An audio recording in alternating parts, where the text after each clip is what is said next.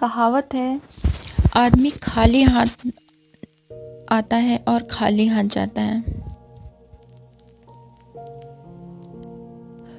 सब कहते हैं कि मरने के बाद कुछ भी साथ नहीं जाता।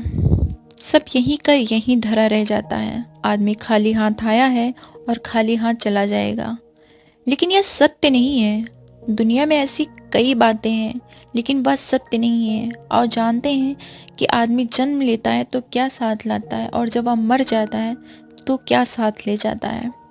हमारा हिंदू धर्म कहता है कि व्यक्ति जो साथ लाया था वह तो साथ ले ही जाएगा, साथ ही वह साथ ये भी ले जाएगा जो उसने इस जन्म में अर्जित किया है। क्या साथ लाया था और क्या अर्जित किया, यह भी तो जानना बहुत महत्वपूर्ण है। व्यक्ति जब जन्म लेता है तो अपने साथ तीन चीजें लाता है। एक लाता है संचित कर्म, दूसरा लाता है स्मृति, और तीसरा लाता है जागृत। हाँ, एक चौथी चीज भी है और वह है सूक्ष्म शरीर। इसके संबंध में हम बाद में कभी बात करेंगे।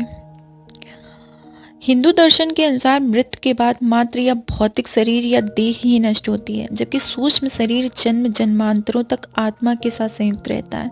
यह सूक्ष्म शरीर ही जन्म जन्मांतरों के शुभ अशुभ संस्कारों का वाहक होता है। संस्कार अर्थात हमने जो भी अच्छे और बुरे कर्म किए हैं वे सभी हमारी आदतों में समर्पित होते हैं। ये संस्कार मनुष्य के पूर्व जन्मों से ही नहीं आते, अपितु माता पिता के संस्कार भी रज और वीर के माध्यम से उसमें सूक्ष्म शरीर में प्रविष्ट होते हैं, जिससे मनुष्य का व्यक्तित्व इन दोनों से ही प्रभावित होता है। बालक के गर्भधारण की परिस्थितियां भी इन पर प्रभाव डालती हैं। ये कर्म, ये संस्कार ही प्रत्येक जन्म में संग्रहित होते रहते हैं, जिसके कर्मों अच्छे बुरे दोनों का एक विशाल भंडार बनता जाता है। इसे संचित कर्म कहते हैं। अब जब व्यक्ति मरता है तो इन्हीं संचित कर्मों से में इस जन्म के कर्म भी एकत्रित करके ले जाता है। दरअसल इन संचित कर्मों में से एक छोटा हिस्सा हमें एक नए जन्म में भोगने के लिए मिल जाता है। इसे हम कहते हैं कि प्रारब्ध। ये प्रारब्ध कर्म ही नए होने वाले जन्म की योनि व उसमें मिलने वाले भोग को निर्धारित करते हैं। फिर इस जन्म में किए गए कर्म, जिनको क्रियमाण कहा जाता है, वह भी संचित संस्कारों में जाकर समा हो जाते हैं। स्मृत क्या होती है? या स्मृत जो है, एक प्रतिशत भी लोग नहीं होंगे जो अपने पिछले जन्म की स्मृत को खोलकर यह जान लेते होंगे कि मैं पिछले जन्म में क्या था, या मैं पिछले जन्म में क्या थी, मेरे माता पिता कौन थे, मेरे भाई बहन कौन थे, कोई भी नहीं जान सकता। प्रत्येक व्यक्ति के पास अपने पिछले और इस जन्म की कुछ खास स्मृतियां संग्रहित रहती हैं। यह मेमोरी कभी भी समाप्त नहीं होती। भगवान श्री कृष्ण गीता में अर्जुन से कहते हैं कि हे अर्जुन, तुझे अगले और पिछले जन्म की याद नहीं, लेकिन मुझे अपने लाखों जन्मों की स्मृति है। लाखों वर्ष पूर्व भी तू था, मैं भी था। किस जन्म में तू क्या था या मैं जानता हूँ, और अगले जन्म में तू क्या होगा यह भी मैं जानता हूँ, क्योंकि मैं तेरे संचित कर्मों की गति भी देख रहा हूँ। अतः यह कहना होगा कि जब व्यक्ति जन्म लेता है तो वह अपने पिछले जन्म की स्मृतियां साथ लाता है, लेकिन वह धीरे धीरे उन्हें भूलता जाता है। भूलने का अर्थ यह नहीं है कि वे स्मृतियां सदा सदा के लिए मिट गईं। वे अभी भी आपके हार्ड डिस्क में हैं, लेकिन वह रैम से हट गई हैं। इसी तरह जब व्यक्ति मरता है तो वह इस जन्म की भी स्मृतियां बटोर कर साथ ले जाता है।